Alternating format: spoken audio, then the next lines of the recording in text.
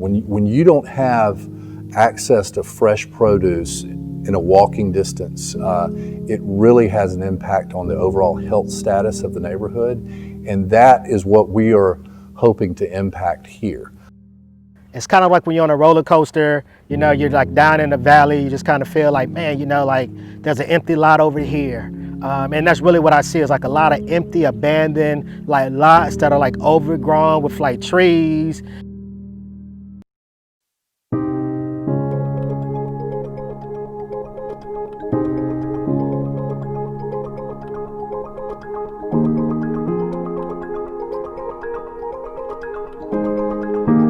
We started trying to figure out how we could engage our students to really push their learning forward.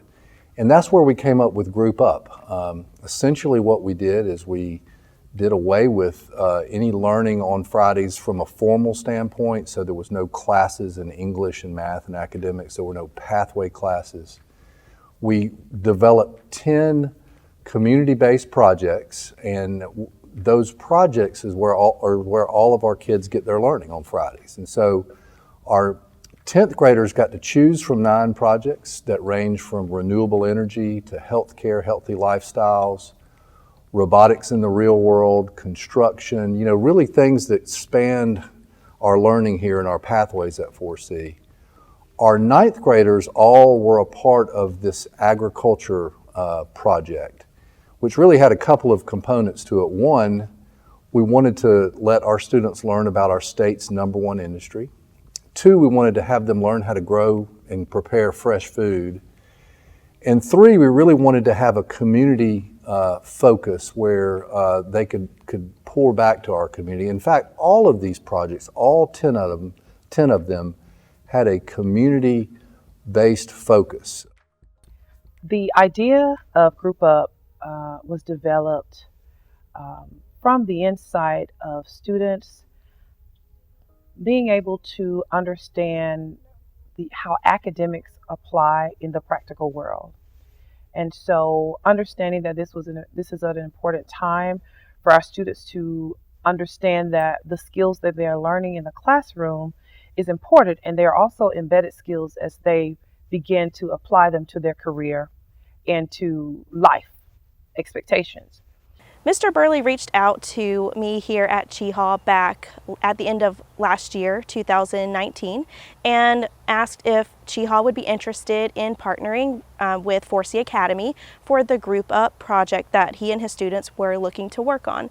They partner with local organizations in the community that are in need of different types of building materials and different types of platforms that they create. And so here at Chehaw, we were actually in need of some new feeders for the animals. Having new feeders would allow for our guests to have a phenomenal experience and allow for them to be able to have better and increased engagement with the animals here in the park. Working at Chehaw was great. Our main purpose for going there was to try to help out in the community and find things that we can do.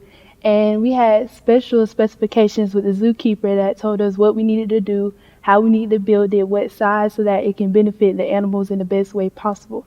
During that project, it was great. It was fun, but it was challenging as well. Like, it gave us the opportunity to work hard and give us experience so that we have hands-on and we can see what things are like building actual things that get put to use. Here at 4C, we're working on a robot that cleans up and sweeps parking lots, the trash from the parking lots. And it's important because it helps improve the environment. My experience here with Mr. Hagler working on the street sweeping robot has been nothing but positive. I've learned so many valuable skills that will help me down the road with a possible career or college experience. A couple of thoughts on our projects. First of all, some of our projects, like the robotics one, where we developed a robot that picks up trash in parking lots and is driven off GPS, just really neat, has a lot of value in our community. We also had our renewable energy developed a sun bar that can charge devices, computers, and mobile phones. But one of the projects that was probably the most profound and needed in our community was one that addressed our agriculture project that addressed food insecurity in South Albany. It's a real problem. So we set out to find a way to get fresh produce into our neighborhood, and our garden project has just been so exciting and so rewarding.